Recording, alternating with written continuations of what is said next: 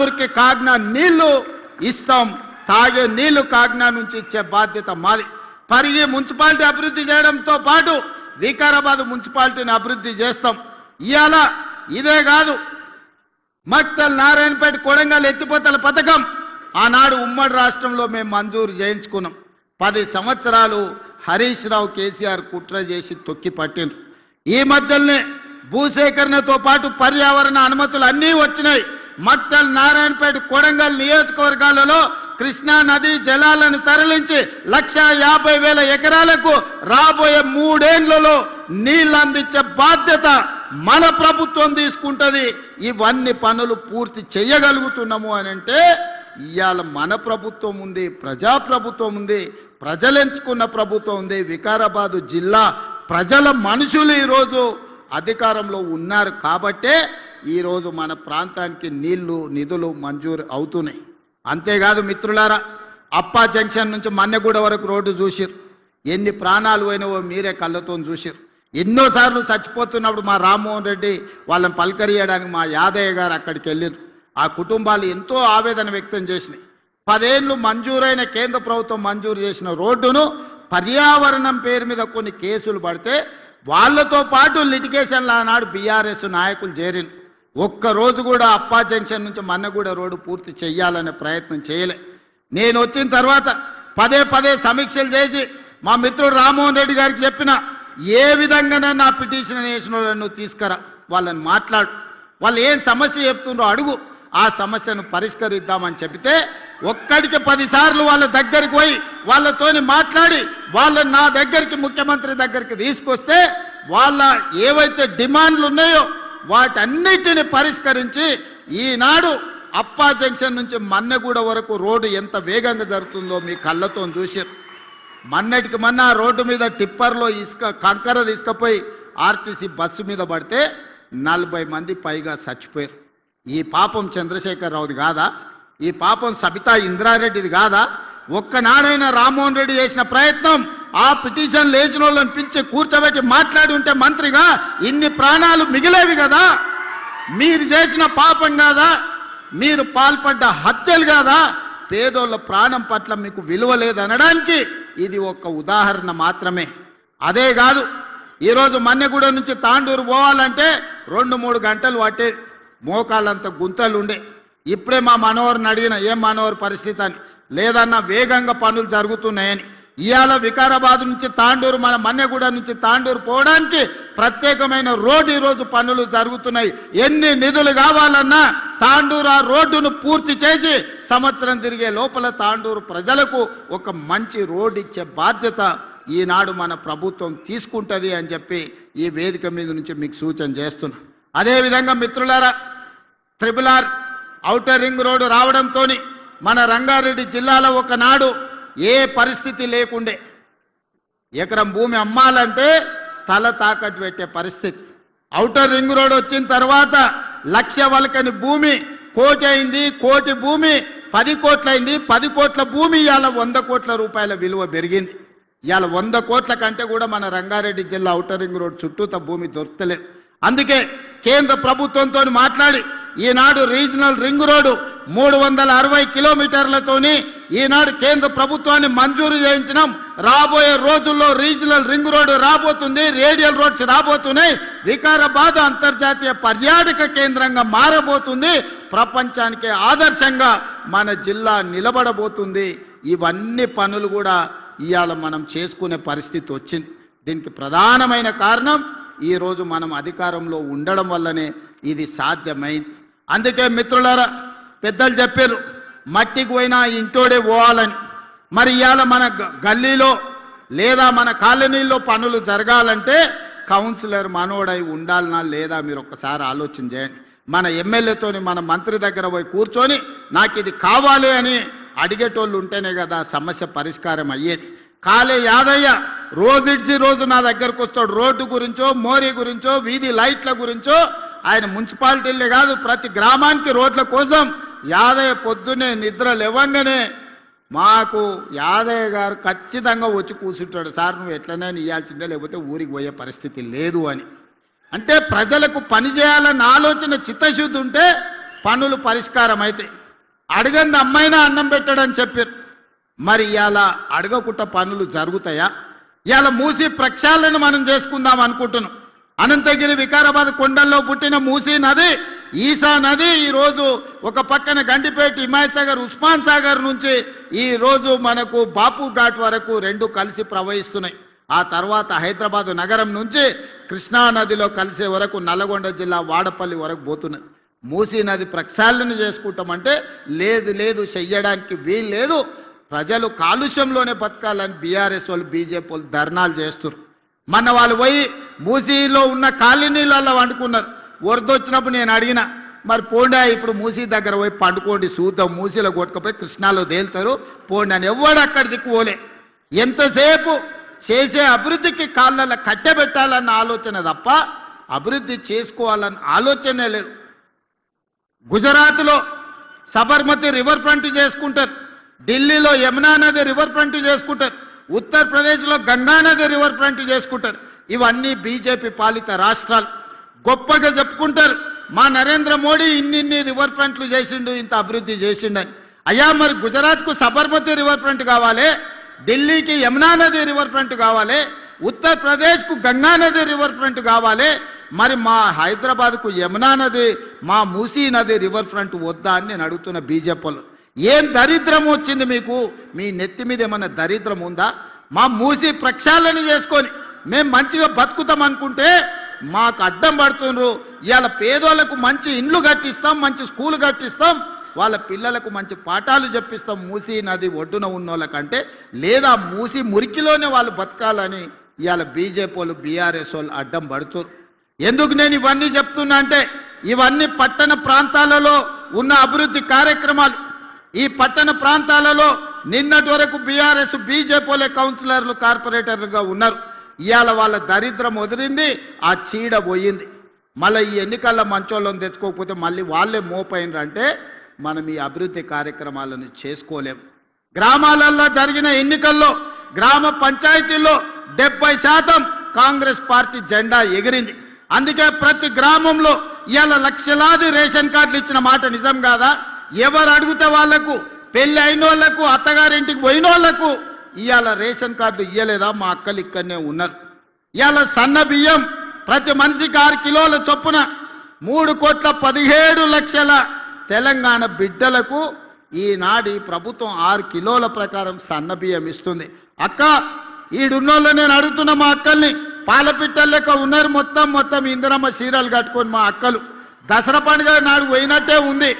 పైనుంచి చూస్తుంటే మా అక్కలు మీటింగ్కి వస్తున్నారు, పాలపిట్ట ఎగురుకుంటూ వస్తున్నట్టే ఉంది మా అక్కలు. పాలపిట్ట రంగు చీరలు కట్టుకొని వస్తుంటే సన్న బియ్యం వస్తున్నాయా లేదా అక్క? ఆ ఎల్ల దొడ్డు బియ్యం ఇస్తే బర్రెలకు దాన పెట్టి రావునా? ఇవాళ ఈ సన్న బియ్యంతో పిల్లలకు బుక్కెడు బువ్వ పెట్టే పరిస్థితి వచ్చింది. 3,17,00,000 మందికి ఇవాళ సన్న బియ్యం ఇస్తున్నాం. మా రిపోర్టర్ల మిత్రులు కూడా చాలామంది ఉన్నారు, వాళ్ళకు కూడా సన్న బియ్యం వస్తున్నాయని నేను అనుకుంటున్నాను. ఎందుకంటే జర్నలిస్టులు ఉన్నారు కానీ వాళ్ళు కూడా పేదోళ్ళే, వాళ్ళకు కూడా సన్న బియ్యం వస్తున్నాయా లేదా ఒకసారి ఆలోచన చేయాలి. కొంతమంది యువకులు ఉన్నారు, నిన్నమననే పెళ్ళిళ్ళు అయినట్టుగా అనిపిస్తుంది. రేషన్ కార్డులు వచ్చే ఉంటాయి, అవునా? రేషన్ కార్డు ఇస్తేమి, సన్న బియ్యం ఇస్తేమి, 200 యూనిట్లు ఉచిత కరెంటు ఇస్తేమి, గ్రామాలలో ఇందిరమ్మ ఇండ్లు కట్టుకోండి అని పెళ్ళైన వాళ్ళకందరికీ ఇందిరమ్మ ఇల్లు, నియోజకవర్గానికి 3,500 ఇండ్లు ఇచ్చినాం. రాష్ట్రం మొత్తం 4.5 లక్షల ఇండ్లు పేదోళ్ళకి ఇచ్చినాం. నిజంగానే చంద్రశేఖర్ రావుకు 10 ఏళ్లలో 20 లక్షల కోట్ల నగదు ప్రజలు పన్నులు చెల్లించు. సంవత్సరానికి 2 లక్షల ఇండ్లు కట్టుంటే కూడా 10 ఏళ్లలో 20 లక్షల ఇండ్లు కట్టుండేటోడు. అసలు పేదోడు ఇల్లు లేనోడే తెలంగాణలో మిగిలేటోడు కాదు. కానీ చంద్రశేఖరరావు డబుల్ బెడ్రూమ్ ఇండ్ల ముసుగులో పేదవాళ్ళకి ఎవరికి ఇండ్లు ఇవ్వలే. మళ్ళీ ఇప్పుడే మొదలైనాయి. ఇంకా అదనంగా కావాలని మా స్పీకర్ గారు చెప్పారు. తప్పకుండా ఏప్రిల్ మే నెలల్లో మళ్ళీ అదనంగా లేనోళ్లకు ఇందిరమ్మ ఇండ్లు మంజూరు చేసే బాధ్యత ప్రభుత్వం తీసుకుంటుంది. అందుకే విధంగా ఈరోజు ఇందిరమ్మ ఇండ్ల విషయంలో మనం ఎంత జాగ్రత్తగా ఉన్నామో చూడండి. రైతుల రుణమాఫీ 25,35,000 మంది రైతులకు 21,000 కోట్ల రూపాయలు రుణమాఫీ 2 లక్షలు చేసి ఇవాళ రైతులను రుణ విముక్తులను చేసినాం. అదేవిధంగా మిత్రులారా, రైతు భరోసా 9 రోజుల్లో 9,000 కోట్ల రూపాయలు పేదల ఖాతాలో ఈరోజు మనం నిధులేసి రైతు భరోసా కార్యక్రమాన్ని కొనసాగిస్తున్నాం. నిరుద్యోగమే తెలంగాణ ఉద్యమం. వందలాది మంది నిరుద్యోగులు ఆత్మ బలిదానాలు చేసుకున్నారు, కానీ ప్రభుత్వ నియామకాలు చేపట్టలేదు. కానీ మన ప్రభుత్వం వచ్చిన ఈ 2 ఏళ్లలో 70,000 ప్రభుత్వ ఉద్యోగ నియామకాలు చేపట్టి నిరుద్యోగ సమస్యను పరిష్కరించే ప్రయత్నం చేసినాం.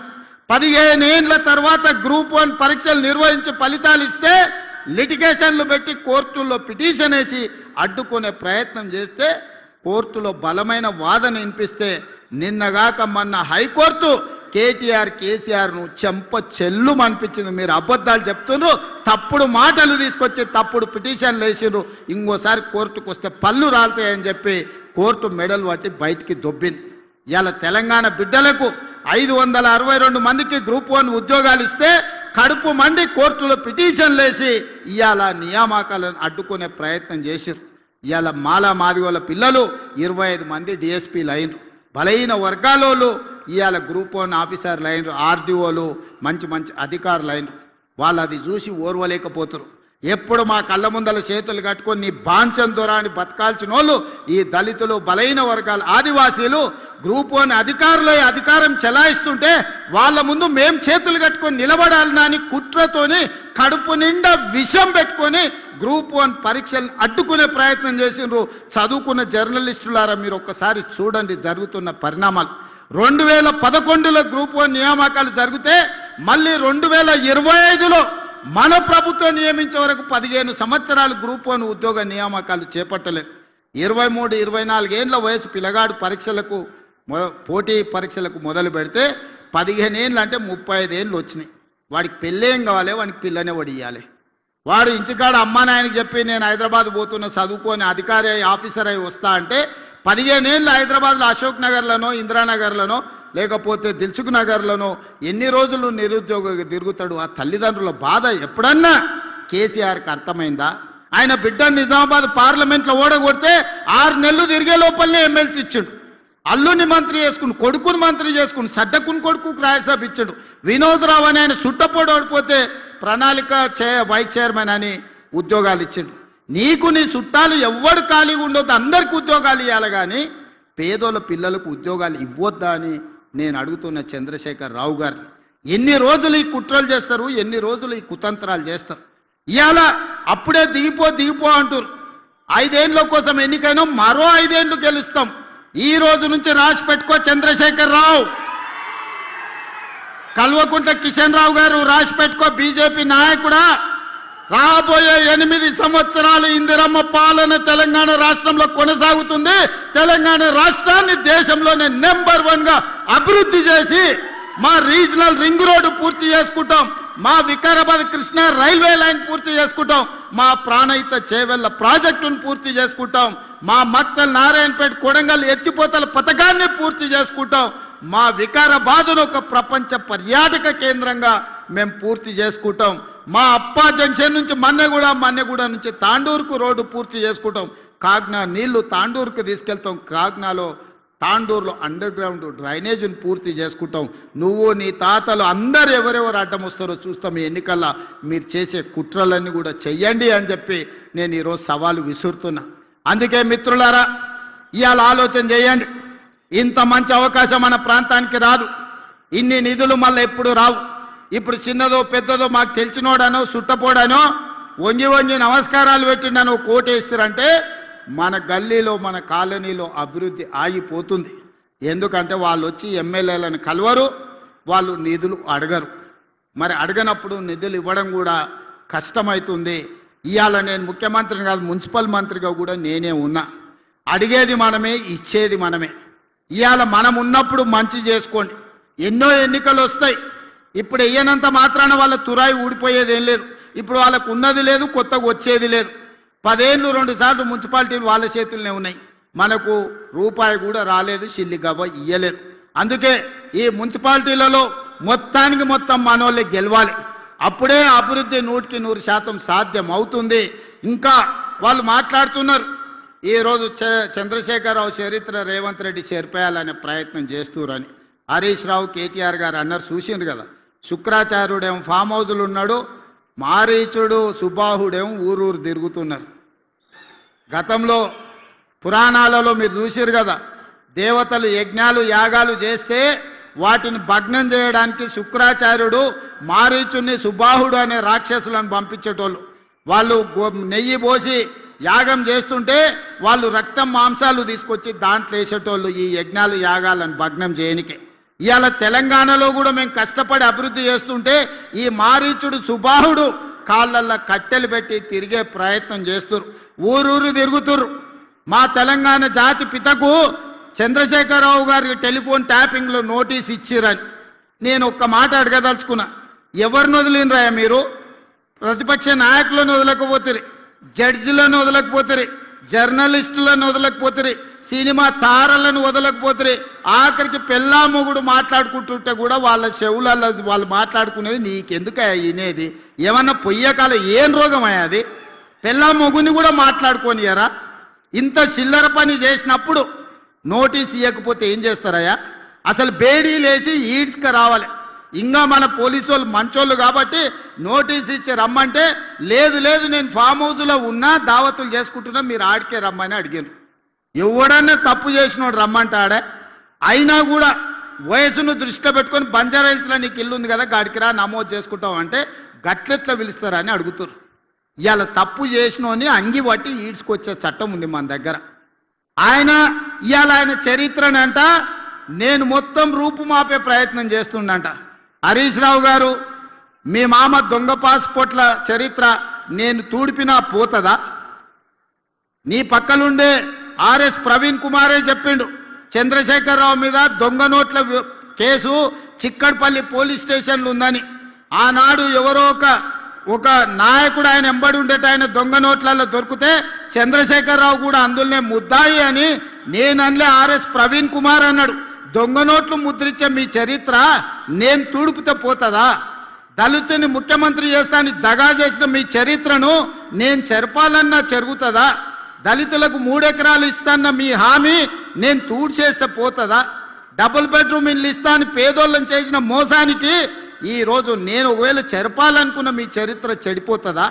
ఇంటికో ఉద్యోగం ఇస్తామని తెలంగాణలో 1200 మంది బిడ్డలను పొట్టన పెట్టుకుంటువే, ఆ 1200 మంది శవాల మీద మీరు ఈ తెలంగాణ రాష్ట్రానికి ముఖ్యమంత్రి అయ్యి ద్రోహిగా చరిత్రలో నిలబడిపోయినరే. మీరు ఉద్యమకారులకు చేసిన ద్రోహాన్ని నేను చెడపదలుచుకుంటే కూడా చెడుతుందా? మీ చరిత్ర దొంగ పాస్పోర్ట్లు, మీ చరిత్ర దొంగ నోట్లు, మీ చరిత్ర దళితులను దగా చేసిన చరిత్ర, మీ చరిత్ర తెలంగాణ ఉద్యమకారులను దోకా చేసిన చరిత్ర, మీ చరిత్ర నేను చెరపదలుచుకున్నా చెరిగేదేనా అని నేను అడుగుతున్నా హరీష్ రావు గారిని. అందుకే మీ చరిత్రను ఎవ్వడు చెరపలేరు. శాశ్వతంగా తెలంగాణ ద్రోహిగా పాపాల భైరవుడుగా తెలంగాణ ఉన్నంతకాలం చంద్రశేఖరరావు పాపాల భైరవుడు అని తెలంగాణ చరిత్రలో ఉంటుంది హరీష్ రావు గారు. దీన్ని ఎవ్వరు చెరపలేరు. ఇది తెలంగాణ సమాజానికి అంత తెలుసు. అందుకే నేను ఏం ప్రయత్నం చెయ్యా, మీ చరిత్రను కావాలంటే మా కార్యకర్తలకు చెప్పి గోడల మీద రాపిస్తా ఎప్పటికి ఉండేటట్టు. మా రామ్మోహన్ రెడ్డి గారు సూచన ఎత్తున పరిగెంత రాపిరు ఆయన పాస్పోర్ట్ల దందా దొంగ నోట్ల దందా గురించి గోడల మీద రాపిస్తే కానీ వాళ్ళ గొప్పతనం ప్రజలకు తెలియదు. ఏదేమైనా స్క్రీన్ మీద మా అక్కలు ఉన్నారు. మా అక్కలను ఒకటే మాట అడగదలుచుకున్నా. ఆ ఎల్ల బతుకమ్మ చీరలు మీకు ఇచ్చిర్రు, ఎన్నడన్నా కట్టుకున్నారా అక్క? తలుపు మూసన్న కట్టుకునే పరిస్థితి ఉండేనా? బతుకమ్మ చీర ఇయ్యాలి, తీసుకుపోయి పిట్టల్ని బెదిరియడానికి బాయికాడ కట్టేయాలి. అవునా? మనం వేసిన పంట మొక్కజొన్ననో అదో ఇదో ఉంటే పిట్టలు వాళ్ళకుంటే బెదిరియడానికి ఆడ